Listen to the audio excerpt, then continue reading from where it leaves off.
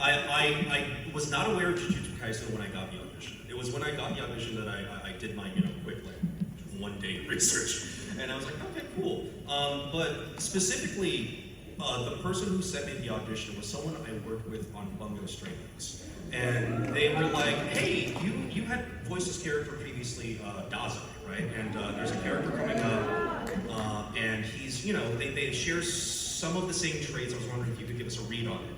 So I was like, okay, cool. So I sent it to them. I think it was like, same thing, like a week later they contacted me. He's like, hey, would you, no pressure, would you like the role? I was like, let me think about that, I guess.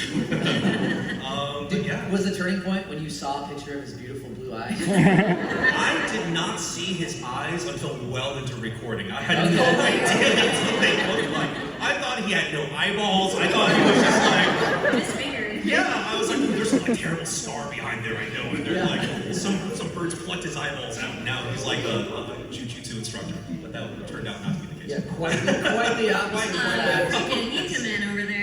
What a beautiful man. I remember though, the moment I did see the eyes was in session because Sora, right? Yeah. He was like, oh buddy, have you seen? This is how he said, Sora kind of. The voice director of Jujutsu Kaisen. Yeah. Buddy, have you seen your character's eyes, buddy? Man, I'm a straight married guy, but I don't know. So Michael Sarge stands for Gojo. Yeah. He also plays He plays Jogo. Jogo, yeah, sorry. Right? He's Jogo. So we had our date episode. I have a question for you guys. Did you audition for any other characters besides those? No. Yep. Yeah. Nothing. So just Nobara. And who did you audition for? Did you audition for Yuji? Yuji. I also auditioned for Gojo. Oh yeah? And I listened back recently and I was like, oh yeah, no. Did either of you one. audition for Fushiguro? Yes. Fushiguro. Actually, I liked my audition for Fushiguro. I did audition for Fushiguro. Yeah. That was the first person I read for. Then I read for Yuji, and then because they gave it to me usually they give you all the characters I want to read for. Yeah. They gave it to me separately, which is weird. It's like, hey, try this. Hey, why don't you try that? Oh, by the way, try this one. And the last one just happens. Well, I mean, at the time, the only female role to read for was. That's true. I also read for Sukuna. And that was ridiculous. I went from Marco Diaz to Sukuna. Which makes zero sense. We should do like an abridged episode of the show where we trade off roles. 100% do that. Formation B. That's it. That's all I got. That's it. We'll make it happen. Yeah. But yeah, so now that that's out of the way, do you guys I have a question for you guys. Okay. Yeah, let's just Q&A each other. Yeah. Because I do have some questions for you guys.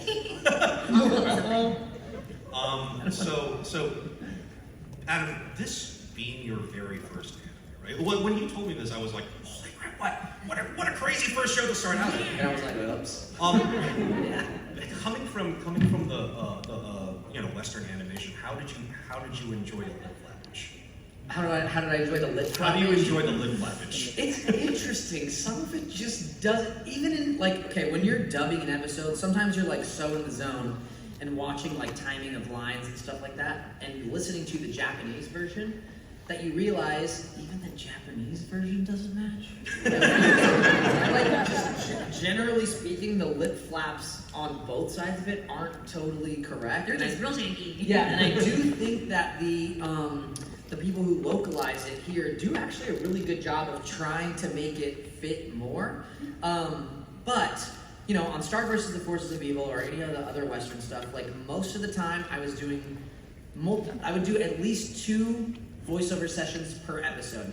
So I would go in when we would just have a script, we would just have a storyboard, we would record all the lines, create the character, that would get shipped off, and then much closer, a year later, much closer to the episode actually airing, they would have us come back again, and if they had edited down the final animation and needed to tweak any lines, if the intent wasn't right or not, once the animation got back and it was more intense, we needed to amplify a line or whatever, we would re-record it. So at that point, it was a lot more similar to dubbing.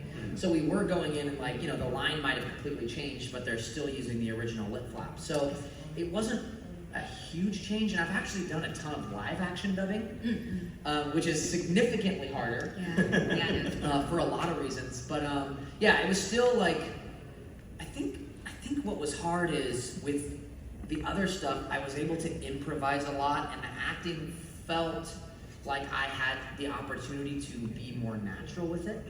And that's what took me a little bit to adjust with JJK. And I actually think, like, if you listen to where Yuji starts in episode 1, and some of it I do think was like, we were all gelling, voice direction wise, we were gelling, all of that stuff.